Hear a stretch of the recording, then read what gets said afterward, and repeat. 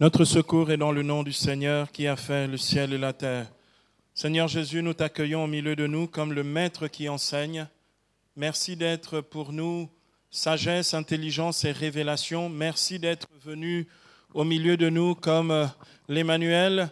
Merci de venir encore en ce jour pour nous instruire des profondeurs de ta sagesse. Seigneur, libère le Saint-Esprit sur nous pour que tout au long de ce moment d'écoute de ta parole, tout au long de cet enseignement, nous soyons, Seigneur, visités, instruits, édifiés, et que ton Saint-Esprit lui-même nous donne sagesse, intelligence et révélation pour que nous puissions comprendre, accueillir avec amour et pratiquer ce que tu vas nous enseigner. Amen. Bien-aimés, nous poursuivons donc notre séminaire annuel sur la prière chrétienne, puisque nous avons commencé, depuis le début de cette année pastorale, nous avons commencé à étudier les différentes formes de la prière chrétienne. Nous avons déjà vu successivement la contemplation comme première prière. Nous avons ensuite vu la supplication. Nous allons aborder aujourd'hui donc l'intercession, qui est une forme particulière de la prière que nous avons donc depuis dans la révélation biblique depuis l'Ancien Testament et qui est pratiquée non seulement par Jésus lui-même, mais en plus qui est pratiquée par l'Église.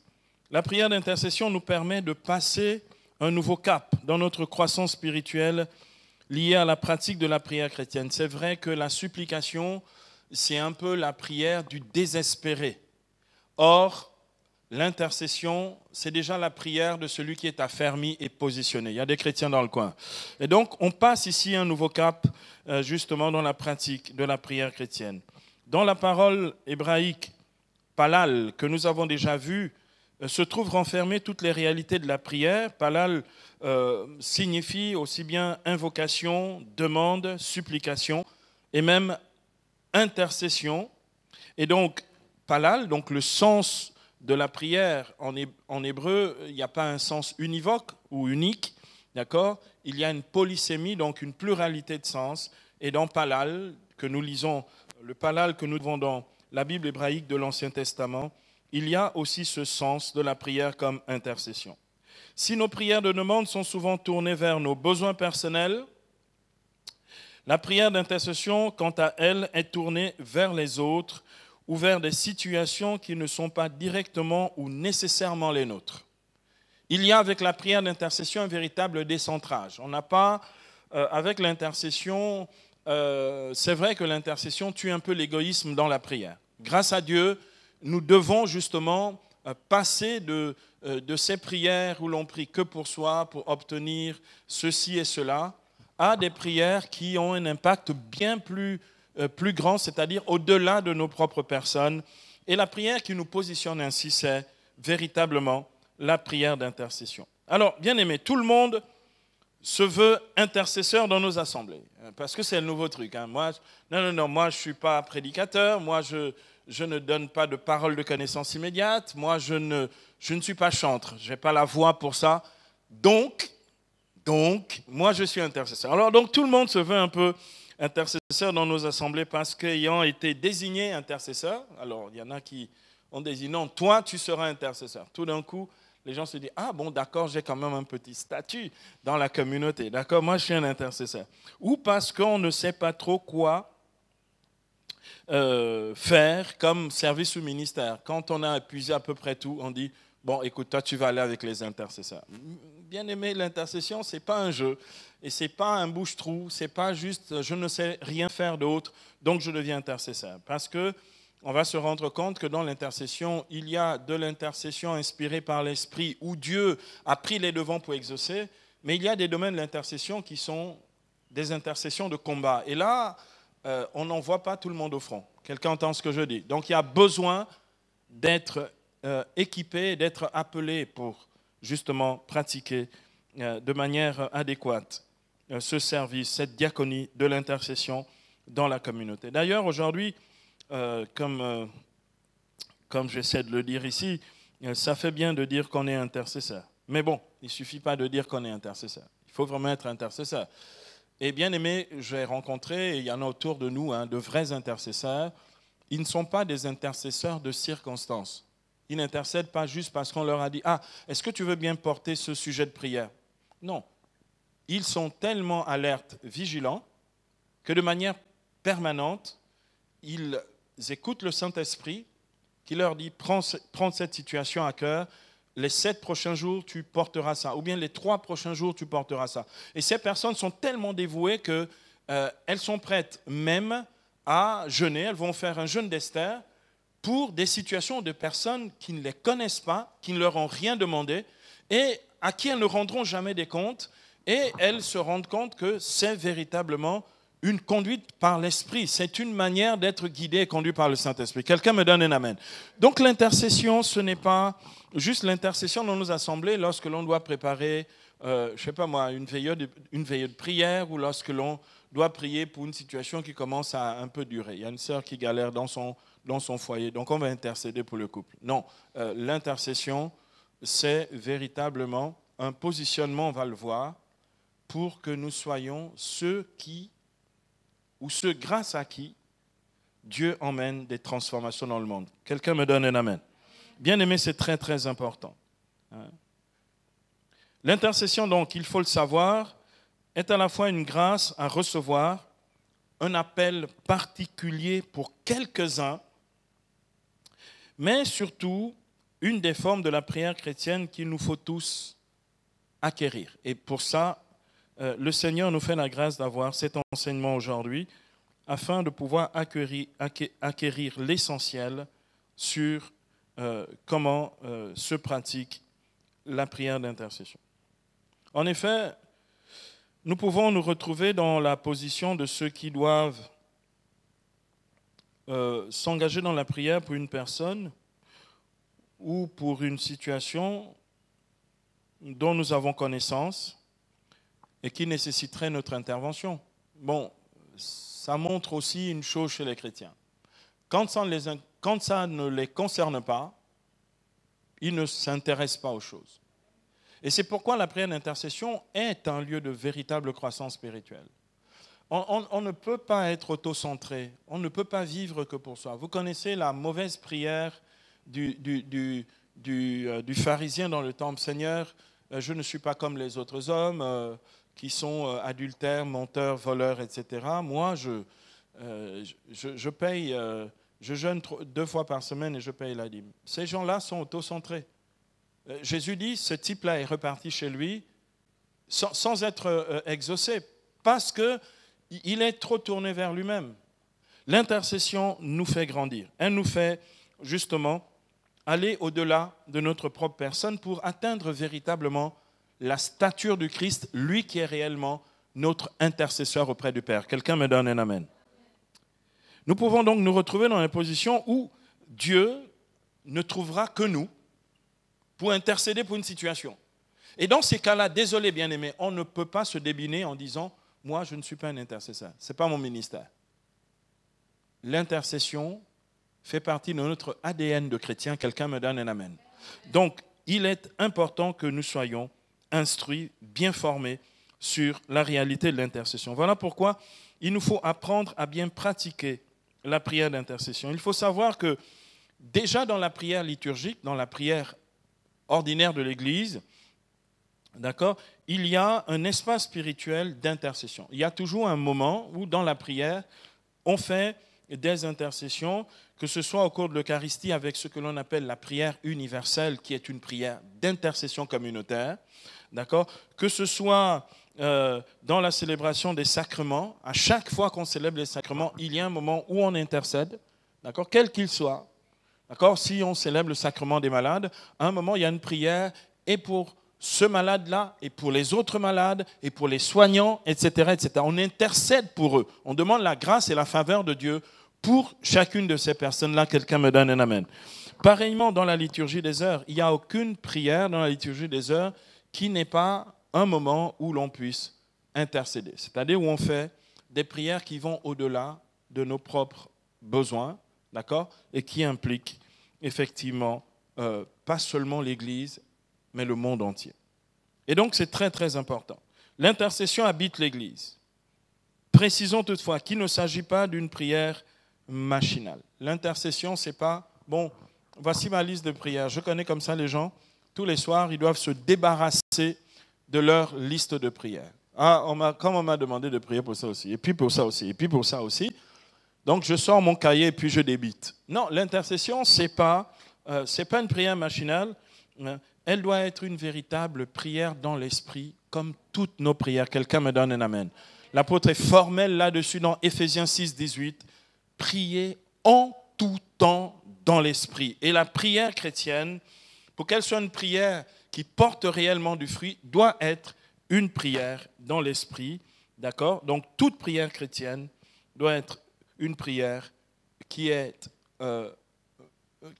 véritablement one, c'est-à-dire une prière dans laquelle l'Esprit prie au-dedans de nous et par nous. Bien-aimés, avant d'aller un peu plus loin, que signifie intercéder? Parce qu'on dit, oui, moi je pratique l'intercession. Intercéder, c'est quoi? Le mot est un mot, il s'agit d'un verbe d'origine latine qui se dit en latin intercedere, qui a donné le terme intercessio, C-E-2-S-I-O,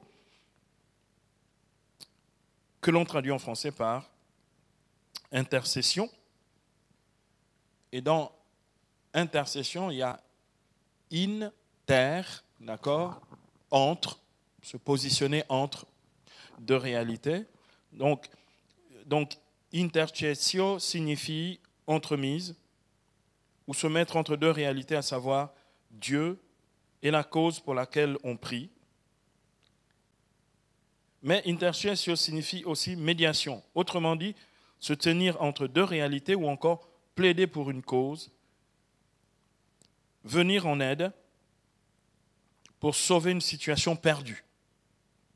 D'accord? L'intercesseur, en fait, est une sorte de bon samaritain. Il y a des chrétiens dans le coin ici. Il vient pour sauver une situation perdue. Et donc, le moyen qu'il utilise, l'instrument qu'il utilise, c'est la prière. D'accord? Donc, l'intercession, ce n'est pas une prière banale, ce n'est pas une prière quelconque. Enfin, il faut dire que intercéder consiste aussi à se battre pour emmener un changement, une transformation. Il y a donc une dimension aussi de ténacité, de persévérance dans l'intercession. Mais ceci ne peut se faire sans un intercessor, en latin, d'accord? Un intercesseur, qui est à la fois un médiateur, un avocat qui plaide une cause. Un avocat est un intercesseur. Un avocat qui plaide une cause, un suppliant. Comme nous avons déjà vu la prière de supplication, nous savons que c'est une prière dans laquelle on doit durer jusqu'à l'exaucement. Suppliant, d'accord? L'intercesseur intègre la réalité de la supplication dans la prière d'intercession. Et en même temps, l'intercesseur est celui par qui le changement, la transformation se produit. L'intercesseur est donc un instrument, véritablement un instrument de la grâce de Dieu pour libérer la grâce et pour permettre au Seigneur d'agir. Quelqu'un me donne un amen. Eh bien, aimé, il est donc noble de pratiquer l'intercession. Il est noble et il est grand spirituellement que de pratiquer l'intercession. On le voit dans le désert lorsque le peuple dit à Moïse, dans le livre des Nombres, au chapitre 21, verset 7, au moment donc où le peuple, à cause de sa rébellion, de ses récriminations, est mordu par les serpents, le peuple se tourne vers Moïse en disant « Nous avons péché en critiquant le Seigneur et en te critiquant, intercède auprès du Seigneur pour qu'il éloigne de nous les serpents. » Donc l'intercession, c'est « S'il te plaît, prends notre cause de cette situation et plaide pour nous devant la face de Dieu. » Quelqu'un me donne un amen. Moïse intercéda pour le peuple, dit l'Écriture. Et donc, Dieu lui inspira de fabriquer un serpent de bronze, le mettre sur un mât, pour que tous ceux qui étaient mordus, qui regarderaient le serpent, en soient guéris. Quelqu'un me donne un amen. Le peuple demandera pareillement au prophète Samuel, dans le premier livre de Samuel, chapitre 12, verset 19, d'intercéder en disant « Intercède pour tes serviteurs auprès du Seigneur, ton Dieu, afin que nous ne mourions pas, car à tous nos péchés, nous avons ajouté le tort de demander pour nous un roi. » Au moment où Israël dit qu'ils veulent avoir un roi comme tous les peuples de la terre, ils boudent donc la présence et le ministère prophétique de Samuel. Dieu console Samuel en disant « Écoute, ce n'est pas contre toi qu'ils en ont, c'est contre moi. Je vais leur donner un roi. » Une fois que Samuel leur a dit « Dieu va vous donner un roi », maintenant ils sont un peu embêtés parce qu'ils se disent « Mais donc la présence de Dieu va disparaître du milieu de nous. » Donc, ils viennent demander à Samuel d'aller supplier parce qu'ils reconnaissent qu'ils ont offensé le Seigneur et ils disent à Samuel d'intercéder pour que le Seigneur ne leur compte pas ce péché. L'Écriture nous donne donc de grandes figures d'intercesseurs tels que Abraham, le premier d'entre eux, Abraham, Moïse, Samuel, Jérémie, la Vierge Marie à Cana, on le voit bien, il s'agit d'un véritable ministère d'intercession, avec fruit d'ailleurs et manifestation de la gloire du Christ. Et par-dessus tout, bien-aimé, notre Seigneur Jésus-Christ, qui est, comme le dit l'Écriture, notre médiateur et notre avocat auprès du Père. Amen. L'auteur de la lettre aux Hébreux dans Hébreux 7, verset 25, dit ceci, « C'est pourquoi Jésus est en mesure de sauver d'une manière définitive ceux qui, par lui, s'approchent de Dieu, puisqu'il est toujours vivant pour intercéder en leur faveur. » Le Christ est vivant, alléluia. Et donc, il est vivant pour nous et il intercède pour nous devant le trône de Dieu. Paul, l'apôtre, dit pareillement dans l'Épître aux Romains, dans l'hymne de victoire de Romains 8, versets 33 à 34, Paul dit « Qui accusera les élus de Dieu? Dieu justifie. Qui condamnera? Jésus-Christ est mort, bien plus il est ressuscité, lui qui est à la droite de Dieu et qui intercède pour nous. » Quelqu'un me donne un amen. Bien-aimés, de temps en temps, nous oublions qu'en fait, depuis l'ascension du Seigneur, la position de Jésus, qui est Messie de nos vies, d'accord, la position de Jésus en notre faveur est une position d'intercesseur. L'intercesseur par excellence, c'est Jésus qui est mort et ressuscité pour nous, pour nous. Et justement, la démonstration qu'il est mort et ressuscité pour nous, c'est qu'il intercède pour nous auprès du Père. Quelqu'un me donne un vrai amen. Bien-aimés, pour approfondir ce thème sur la prière d'intercession, voyons les deux points suivants. Le premier que nous allons voir, c'est comment se pratique la prière d'intercession. Comment se pratique la prière d'intercession. Et le deuxième que nous allons voir, c'est les fruits spirituels de l'intercession. Regardons ça de près. Les fruits spirituels de l'intercession, ce sera notre second point. Alors regardons d'abord comment se pratique la prière d'intercession. Bien-aimés, la prière d'intercession, telle qu'on le voit, telle que nous avons la connaissance dans les Écritures, commence dans le livre de la Genèse, lorsque Abraham, notre père, le père de la foi, plaide devant le Seigneur afin qu'il ne détruise pas la ville de Sodome. Vous vous souvenez de l'intercession d'Abraham à Sodome?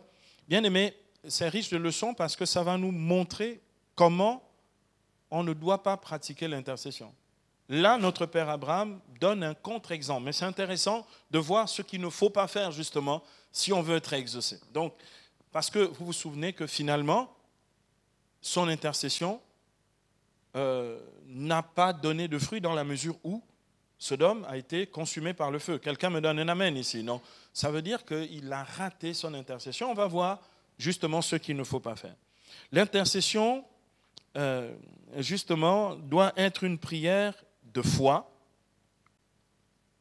pas une prière désespérée, pas une prière de marchandage, ce que va faire Abraham, d'accord? C'est une vraie prière de foi, d'accord? Et c'est important de le rappeler, mais l'intercession doit être aussi une prière précise et une prière, je vais ajouter ceci, que l'on ne dit pas dans les assemblées, une prière qui se fait avec une véritable intelligence spirituelle. Prière de foi, prière précise et prière intelligente. Vous allez comprendre pourquoi elle doit être une prière intelligente dans un instant. Cette intercession d'Abraham sera infructueuse. Pourquoi? Parce que, regardez, notre père Abraham n'a pas demandé miséricorde pour Sodome et pour Gomorrhe. Il va demander la justice de Dieu. Et effectivement, si tu demandes la justice, Dieu t'exaucera dans la justice. Pourquoi il demande la justice? Mais pour la simple bonne raison, c'est qu'il a demandé à Dieu en disant d'épargner cette ville s'il trouvait des justes dans leur cité. Et donc, il a commencé à marchander à partir de 50. Et on n'a même pas trouvé 10 justes. Donc, comment voulez-vous qu'il soit exaucé? Tu demandes la justice? Bien sûr, c'est pour ça qu'il faut être intelligent. C'est ce qui nécessite l'intelligence spirituelle dans l'intercession. Dieu opère en fonction de ta prière. Quelqu'un me donne un amen ici. S'il avait demandé miséricorde, s'il avait fait comme Jonas, quand il est allé prêcher à Ninive dans Jonas chapitre 3, d'ici 40 jours, si vous ne vous convertissez pas, vous périrez tous. La conversion, c'est aller vers la miséricorde. Ils se sont tous convertis à Ninive et Dieu a épargné Ninive. Quelqu'un me donne un amen. Notre père Abraham demande ici la justice. Eh bien, il a été servi et on n'a même pas trouvé 10 justes, comme on le voit dans Genèse 18, les versets 23 à 33. Vous aurez regardé le texte. Et souvent, on lit ce texte sans en comprendre la substance. La vraie réalité du texte, c'est que ce n'est pas comme ça qu'on intercède. Il y a des chrétiens dans le coin ici. Nous devons faire très attention et être précis dans les demandes que nous faisons dans nos intercessions. D'ailleurs, ceci est valable pour toutes les prières chrétiennes. Jésus demande « Que veux-tu que je fasse pour toi ?» Si tu dis au Seigneur « Oh Seigneur, tu connais mes besoins, tu connais mes soucis », tu sais, le Seigneur va attendre que tu lui dises. Si c'est voir, Seigneur, fais que je vois. Si c'est délivrer un frère qui est aux prises des puissances démoniaques, c'est délivrer ce frère qui est aux prises des puissances démoniaques. Mais tu ne peux pas dire que ta volonté soit faite. Eh bien oui, mais elle va se faire sur quoi? Quelqu'un entend ce que je dis ici? Il faut lui dire sur quoi sa volonté doit s'accomplir. Eh bien aimé, c'est très important d'être très très précis lorsque nous intercédons. Nous ne pouvons pas changer d'intention à tout moment. Regardez notre père Abraham. D'abord pour 50, et puis il change. Après pour 40, après pour 10. Non. Demande à Dieu clairement, Seigneur, épargne Sodome par ta miséricorde. Quelqu'un me donne un amen. Voilà la prière qu'il fallait qu'il fasse. Et bien aimé, c'est assez curieux de dire, oui, parce que notre père Abraham était au début de son cheminement dans la foi. Et tant qu'il n'avait pas expérimenté la puissance de Dieu, qui ressuscite les morts à travers son fils Isaac dans Genèse 22, Abraham était encore un balbutiant dans la marche avec Dieu, et y compris ici dans l'intercession. On doit savoir précisément ce qu'on veut dans la prière. Notre prière doit donc toujours être une prière précise. Ici, j'attends un amen. C'était un premier point, et donc c'est une remarque bien aimée. Quand on veut véritablement être un bon intercesseur. L'intercession peut aussi parfois être une prière de combat. Et je voudrais m'arrêter un tout petit peu sur cet aspect. Mais pour cela, on ne peut jamais combattre tout seul. Vous avez déjà vu une armée où il n'y a qu'un seul militaire? Bon, ça c'est quand vous avez des agents secrets américains comme Jack Ryan ou Jason Bourne, ou bien quand vous regardez des gens comme 007, là, James Bond. Ben, ça, je suis désolé, mais pour combattre, il faut une armée. La question, c'est quelle est ton armée? Avec qui tu combats dans la prière? Eh bien, aimé, c'est très important. Dans certaines circonstances, je ne peux pas être seul dans la prière. Et s'il y a une part de combat spirituel dans l'intercession, eh bien, je dois avoir une armée dans laquelle je combats pour les victoires du Seigneur. Quelqu'un me donne un amen. Aussi, nous avons besoin d'alliés dans la prière d'intercession. C'est le cas de l'intercession de Moïse dans le désert, lorsque Israël doit affronter les armées d'Amalek, dans Exode 17, versets 8 à 16. Exode, chapitre 17, versets 8 à 16, on lit ceci. Alors Amalek vint se battre avec Israël à Réphidim. Moïse dit à Josué, choisis-nous des hommes et sors te battre contre Amalek. Demain, je serai debout au sommet de la colline, le bâton de Dieu en main. Comme Moïse lui avait dit, Josué engagea le combat contre Amalek, tandis que Moïse, Aaron et Our étaient montés au sommet de la colline, les intercesseurs. Ils montent au sommet de la colline, pendant que les autres font l'œuvre dans la vallée. Verset 11. Alors, quand Moïse élevait la main, Israël était le plus fort. Quand il posait la main, Amalek était le plus fort. Les mains de Moïse se faisant lourdes, ils prirent une pierre, la placèrent sous lui et il s'assit dessus. Aaron et Our, un de chaque côté, lui soutenaient les mains. Ainsi, ses mains tinrent ferme jusqu'au coucher du soleil et Josué fit céder Amalek et son peuple au tranchant de l'épée. Le Seigneur dit à Moïse, écris cela en mémorial sur le livre et transmets-le aux oreilles de Josué. J'effacerai la mémoire d'Amalek, j'effacerai sous le ciel. Moïse bâtit un autel, lui donnant le nom, le Seigneur est mon étendard, et dit, puisqu'une main s'est levée contre le trône du Seigneur, c'est la guerre entre le Seigneur et Amalek d'âge en âge. Amen. Bien-aimés, c'est important de réaliser qu'on peut faiblir, on peut s'épuiser, on peut se fatiguer dans l'intercession et dans la prière, surtout lorsqu'on doit intercéder pendant plusieurs jours. C'est pourquoi nous avons besoin d'une armée. Nous avons besoin de soutien, comme Moïse, le champion de Dieu, a eu besoin de Aaron et de Our pour justement combattre dans la prière afin que Josué, les armées du Seigneur, puissent remporter la bataille dans la vallée. Quelqu'un me donne un amen. Ce passage de l'Écriture nous enseigne qu'il ne faut jamais baisser les bras dans la prière d'intercession. Vous avez vu lorsque les bras de Moïse étaient lourds. C'est une image pour dire nous devons justement toujours être debout dans la prière, les mains levées vers le sanctuaire du Seigneur. Il faut persévérer dans la prière jusqu'à la victoire. Voilà pourquoi nous devons toujours avoir du soutien dans la prière d'intercession. C'est un autre élément essentiel et important à retenir ici comme deuxième point dans justement comment pratique-t-on la prière d'intercession. J'aimerais donner un troisième point ici. La prière d'intercession se pratique avec des intentions précises. Nous avons déjà vu l'erreur de notre père Abraham. Maintenant, nous allons récupérer pour nous-mêmes la manière de pratiquer correctement justement l'intercession. Nous devons justement avoir des intentions précises qui viennent de situations que nous portons à cœur ou qui nous ont été confiées ou qui font simplement partie des intentions de prière de la communauté. D'accord ? Ce que nous portons dans le cœur, ce qui nous a été confié, ou simplement la prière communautaire. Quelquefois, ces intentions sont déterminées par les problèmes ou les difficultés du moment, ou par les soucis que traverse notre milieu de vie. Par exemple, ce soir, nous allons achever ce moment en mettant en pratique, puisque nous le faisons systématiquement à la fin de chaque prière, de chaque enseignement nous pratiquons. Nous allons prier, par exemple, ce soir pour que soit stoppée définitivement la prolifération du coronavirus dans notre pays. Quelqu'un me donne un amen.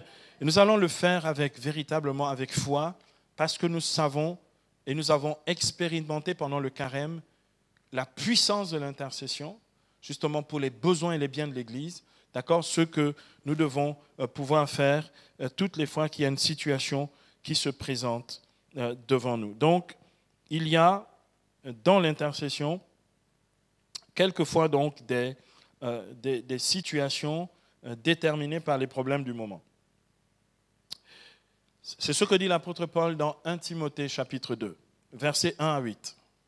Je ne vais pas lire la totalité, vous pourrez retrouver dans la parole de Dieu, mais je vais lire l'essentiel dans 1 Timothée 2, les versets 1 à 8. Voici ce que dit Paul. Il s'agit d'une recommandation aux intercesseurs. Je recommande donc avant tout que l'on fasse des demandes, des prières, des supplications, des actions de grâce. Donc il y a la dimension supplicative à l'intérieur de l'intercession.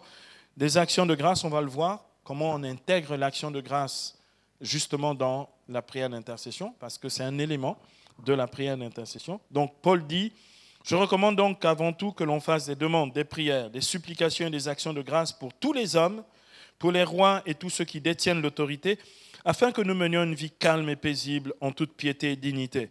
Voilà ce qui est beau et agréable aux yeux de Dieu notre Sauveur, qui veut que tous les hommes soient sauvés et parviennent à la connaissance de la vérité, car il n'y a qu'un seul Dieu, un seul médiateur aussi entre Dieu et les hommes, un homme, Christ Jésus, qui s'est donné en rançon pour tous.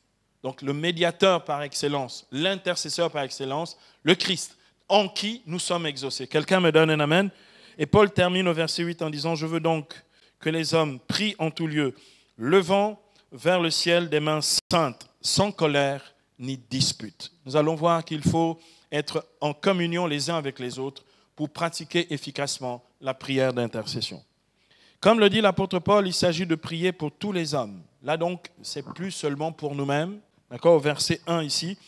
Et l'apôtre précise au verset 2, afin que nous menions une vie calme et paisible en toute piété et dignité. Nous devons donc demander au Seigneur que nous ayons ce sens aigu, d'accord, de l'intention de Dieu qui veut que tous les hommes soient sauvés et parviennent à la connaissance de la vérité.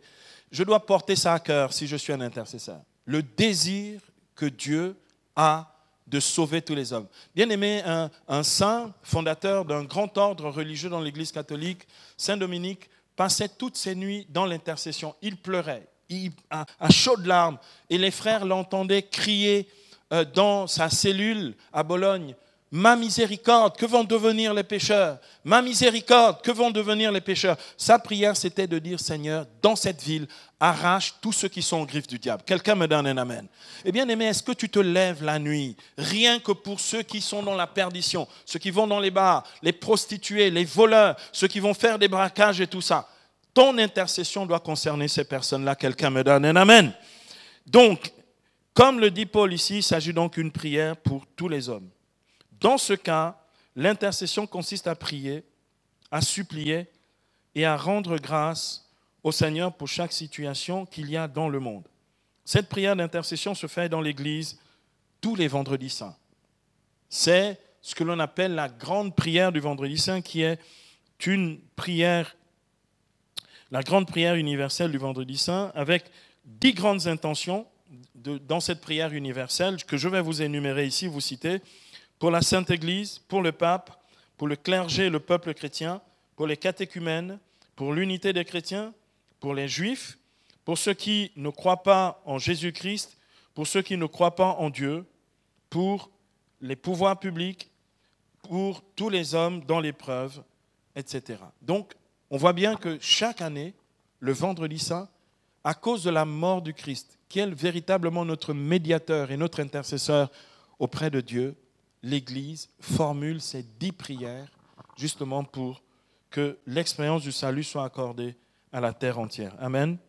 Cette grande prière d'intercession a inspiré et inspire encore toutes nos prières universelles dans nos Eucharisties dominicales. J'aimerais donner un quatrième point ici important. L'intercession est aussi charismatique et prophétique. Pour nous qui vivons, marchons dans l'esprit et qui avons une vie spirituelle qui, justement, honore cette dimension charismatique de la foi, nous devons le savoir. L'intercession ne consiste pas seulement donc à prendre des intentions, on me donne des intentions et moi je prie dessus. Dans l'intercession charismatique et prophétique, c'est le Saint-Esprit lui-même qui inspire les intentions, c'est lui-même qui nous guide dans la prière d'intercession, et c'est lui qui manifeste la puissance de Dieu pour les accomplir. Amen. Donc, l'apôtre Paul le dit dans l'épître aux Romains, dans Romains, au chapitre 8, versets 26 à 27, Romains 8, 26 à 27, l'apôtre dit de même, « L'Esprit aussi vient en aide à notre faiblesse, car nous ne savons pas prier comme il faut, mais l'Esprit lui-même intercède pour nous en des gémissements inexprimables. » C'est la prière en langue, la glossolalie, d'accord ? Et celui qui scrute les cœurs sait quelle est l'intention de l'Esprit, c'est-à-dire l'intention qu'il met lui-même dans le cœur de l'intercesseur. Et la fin dit ceci, c'est selon Dieu en effet que l'Esprit intercède pour les saints. Ça veut dire, c'est l'Esprit qui vient prier en nous et qui intercède en nous. Pour ça, je dois être à l'écoute du Saint-Esprit. Pour ça, je dois donner une place au Saint-Esprit dans cette prière, qui est une prière tout entière menée par l'Esprit. Moi, c'est ma manière privilégiée de pratiquer l'intercession. En fait, je peux attendre qu'on m'apporte des prières, mais je peux écouter Dieu tout le temps, qui m'inspire l'intercession que je dois pratiquer. Quelqu'un me donne un amen. Donc, c'est lui qui inspire la prière et se déploie lui-même pour qu'elle s'accomplisse. Cette prière, comme je viens de le dire, fait appel à l'écoute du Saint-Esprit, à la prophétie et à la glossolalie. Elle fait appel à ces trois choses.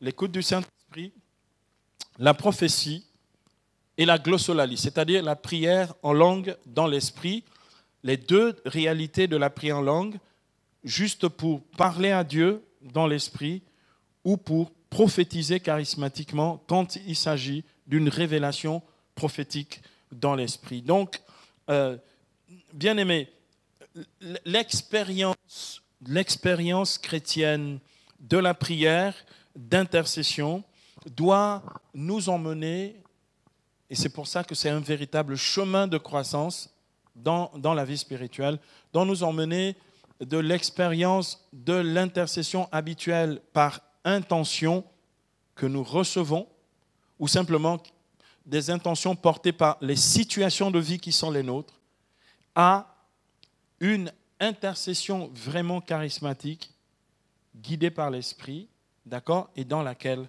l'Esprit du Seigneur agit et opère avec puissance. Alors, j'aimerais maintenant, dans le pratique, en ce cinquième point de cette première partie, j'aimerais, de façon pratique, voir avec vous les 7 points qui font l'intercession.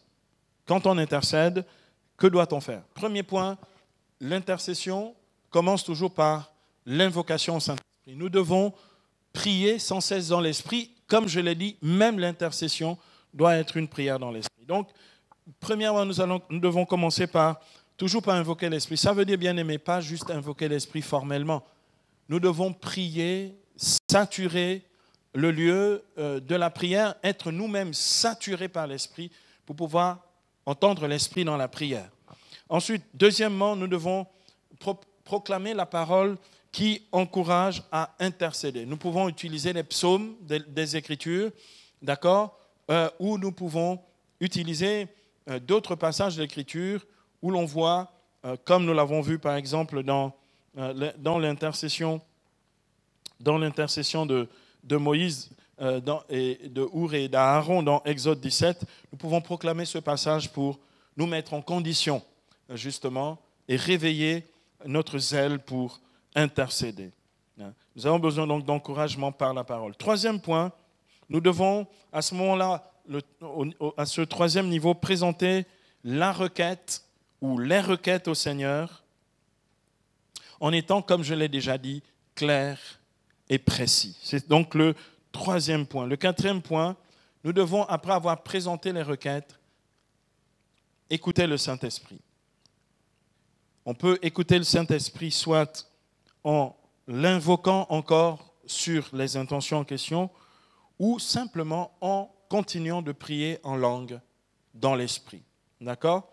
Donc, et en continuant de prier en langue dans l'Esprit, le Seigneur peut parler à l'intérieur justement de notre intercession.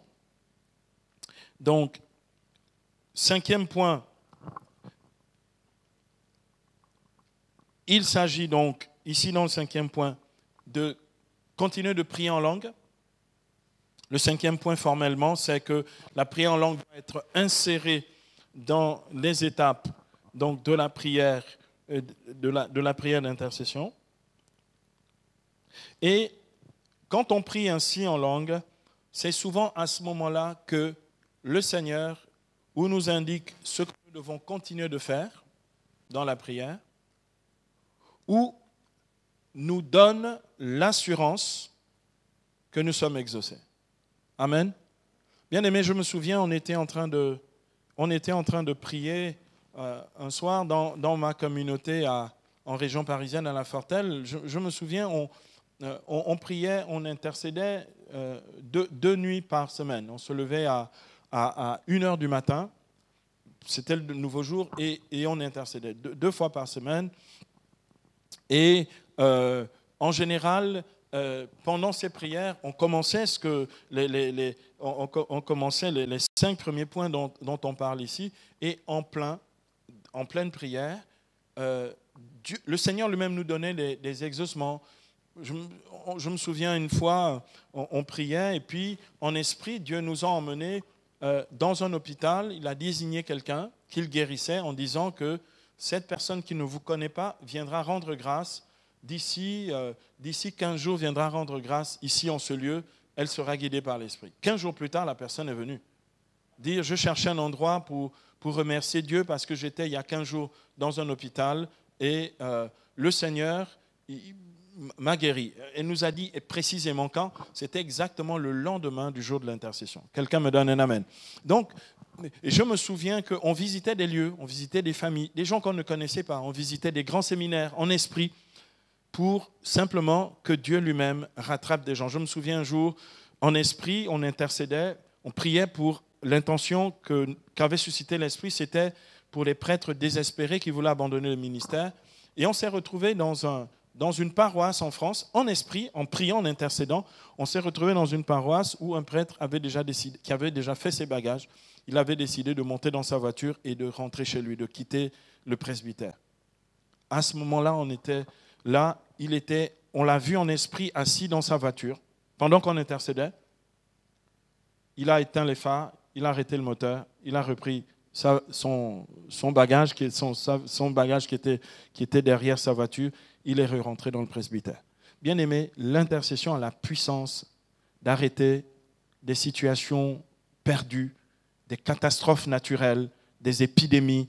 L'intercession a ce pouvoir de transformer complètement des situations sur lesquelles vous et moi, humainement, nous n'avons aucune prise, mais que Dieu est capable de visiter et de transformer. C'est pourquoi le 6e point, quand on a cette assurance dans le cœur d'avoir été exaucé, 6e point, c'est rendre grâce pour l'exaucement. Rendre grâce pour l'exaucement. Pourquoi, bien-aimé? Parce que nous avons la conviction, selon Marc 11, 24, que tout ce que nous demandons en priant, nous l'avons déjà reçu et cela s'accomplira. Quelqu'un me donne un amen. Donc, rendre grâce pour l'exaucement. Et le 7e et dernier point, ce 7e et dernier point est un nota bene. Refaire la même chose pour chaque intention que nous avons, même si nous en avons 100 le même jour de prière, eh bien, à ce moment-là, ce que nous faisons, c'est que nous reprenons le même process, invocation du Saint-Esprit, proclamation de la parole de Dieu, présentation de la requête, écoute du Saint-Esprit qui parle dans la prière, prière en langue dans l'Esprit, action de grâce, et on recommence. Il y a des chrétiens dans le coin. Bien aimé, ça c'était pour comment se pratique donc la prière d'intercession. Voyons maintenant, dans ce 2e point qui sera beaucoup plus bref, les fruits spirituels de l'intercession. Quels sont les fruits spirituels de l'intercession?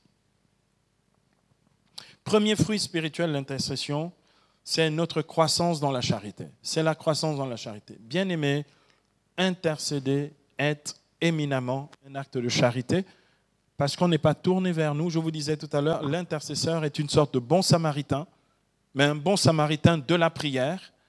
Et donc, lorsque l'on intercède, eh ben, c'est un lieu de croissance dans la charité. Deuxièmement, deuxième fruit, l'intercession a pour fruit la compassion pour les autres.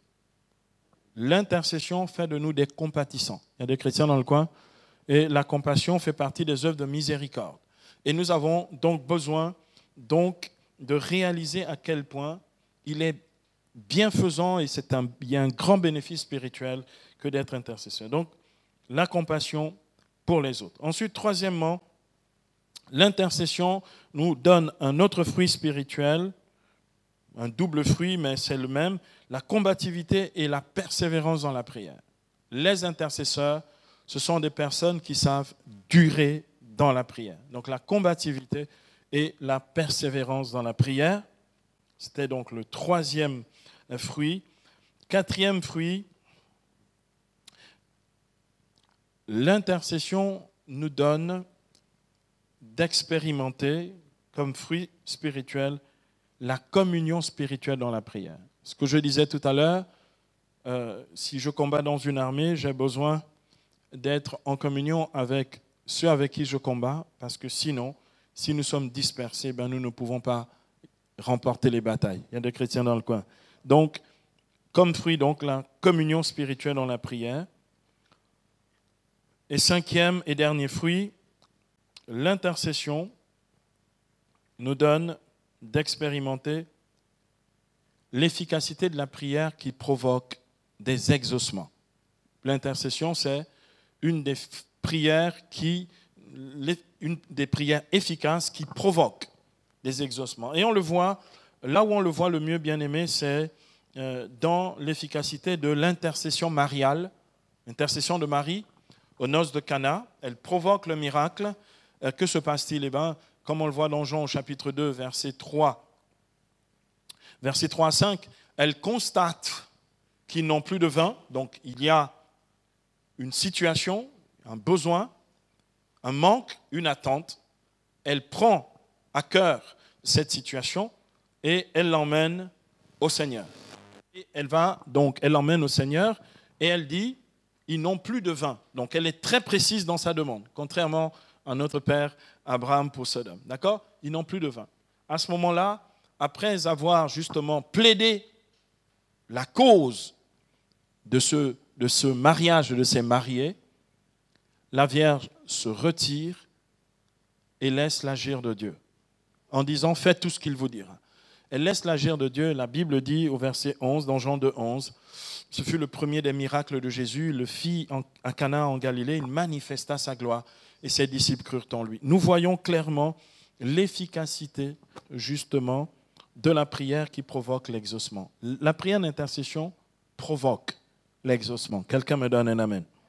Bien aimé, je vais conclure ici avec ce que dit l'apôtre Saint Jean dans sa première lettre, au chapitre 5, versets 14 à 15. L'apôtre Saint Jean dit, « Et voici l'assurance que nous avons devant lui.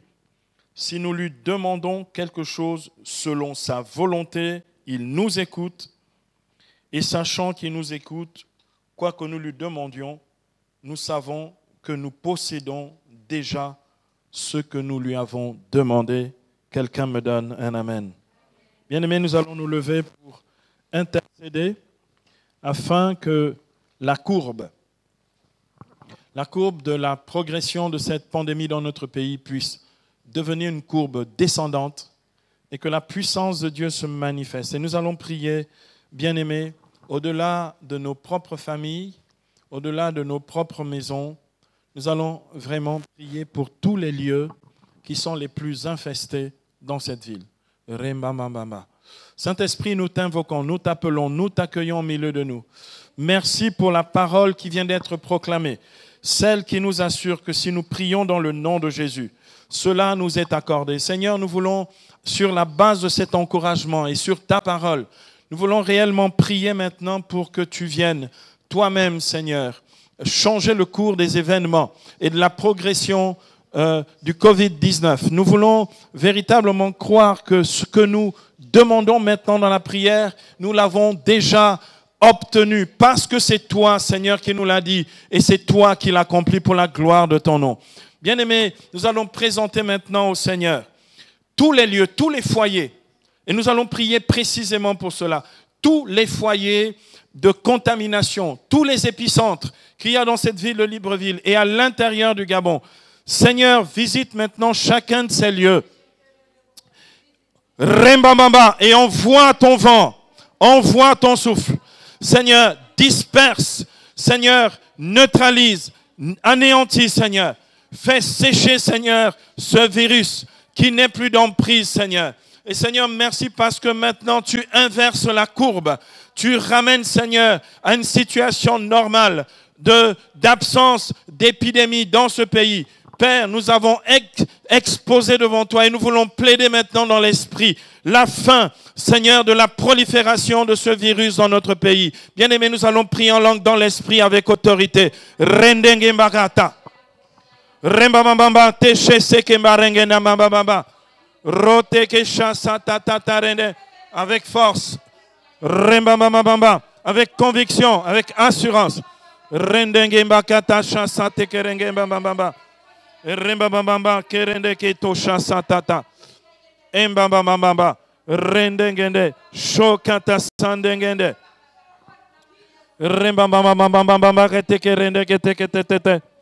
Bien-aimé, le Saint-Esprit me parle clairement. Il est en train de visiter deux quartiers dans Libreville. Il visite Nzengayong et il visite précisément ce quartier. Et il visite tout le quartier d'Akebeville et des environs. Il élimine et fait disparaître la prolifération du Covid-19 dans cette ville. Rembambamba. Rendengende ke baratobo shonde ke tesate ke rendenge baba. Rembambamba ke rengenenge rote tasata kamba baba. Teta batambo momo. Rendengende. Rembambamba. Seigneur, ton sang n'a pas été versé en vain. Et nous voulons recueillir maintenant ce sang et le déverser sur chaque malade atteint du Covid-19 dans cette ville. C'est dans ton sang que nous avons la rédemption, Seigneur. Rédemption pour chaque malade au nom de Jésus. Rédemption pour chaque malade au nom de Jésus. Rédemption pour chaque malade. Et Seigneur, accélération du processus de guérison dans tous les corps au nom de Jésus. Au nom de Jésus. Au nom de Jésus. Au nom de Jésus. Au nom de Jésus. Rendengemba. Romba baba. Rendengende kabasate kerendenge. Bien-aimés, nous allons rendre grâce maintenant, chacun avec ses mots. Nous allons remercier le Seigneur pour cette œuvre de rédemption, de délivrance et de guérison. Seigneur Dieu, merci, gloire à toi. Bénédiction à ton Saint-Nom, Seigneur, pour tous ces malades guéris, pour la fin de la prolifération du Covid-19 dans notre ville. Tu es fidèle, tu es bon, tu es merveilleux. Seigneur, gloire à ton Saint-Nom, parce que ce que tu dis, tu as la puissance, l'autorité pour l'accomplir. Et nous te disons merci de tout notre cœur. Seigneur, nous sommes pleins de reconnaissance. Et nous te disons Amen. Seigneur, parce que tu es le vivant, le Dieu merveilleux. Seigneur, nous proclamons véritablement comme ton peuple, Seigneur, que l'Éternel est notre bannière. Et merci, Seigneur, nous voulons élever la bannière de ta victoire sur ce pays, le Gabon, et sur cette ville de Libreville. Amen. Gloire au Père, au Fils et au Saint-Esprit, comme il était au commencement, maintenant et toujours, et dans les siècles des siècles. Amen. Gloire au Père, au Fils et au Saint-Esprit, comme il était au commencement, maintenant et toujours, et dans les siècles des siècles. Amen. Gloire au Père, au Fils et au Saint-Esprit, comme il était au commencement, maintenant et toujours, et dans les siècles des siècles. Amen.